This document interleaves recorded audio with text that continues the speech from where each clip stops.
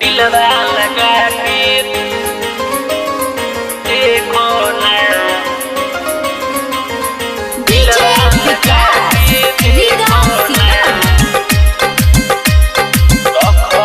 रानी बना के दिलवा लगा के देखो ना, रखब रानी बना के दिलवा लगा के देखो ना, दिलवा लगा के देखो ना, देखो ना, रखब रानी बना के दिलवा लगा के देखो ना, दिलवा लगा के देखो ना, तोहरे सपनवा हम देखो तानी, तोहरे के रानी निरेखो तानी, ऐसे कतू देख तारू अखिया मिला के देखो ना,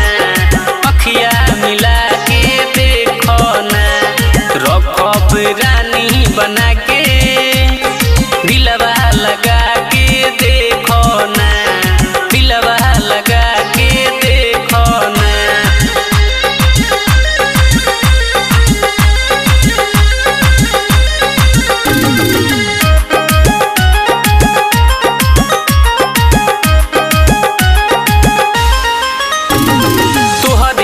सपना हम देखिले रानी, हम सुबह अउरी शाम हो, शाम हो, तोहरे ही याद में खोवल रहिले, लिहिले तोहरे नाम हो, नाम हो, दिलवा लगा लो तू हमरा के पालो, मिली ना ऐसन प्यार हो, दूरे से का देख तारू अखिया लड़ा के देखो ना, अखिया लड़ा के देखो ना, रखब रानी बना के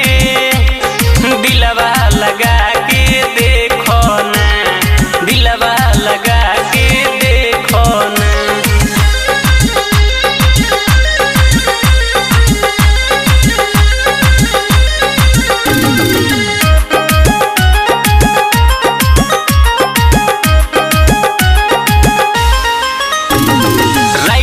सागर सिंह से दिलवा लगा लो जनी तू तोरे पाव हो, पाव हो, दीपक देसी के कहल मानए के तू तो अपनाव हो, आव हो, विकास के संगे तू आजा हो लगे, अखिया से कोना, रखब रानी बना के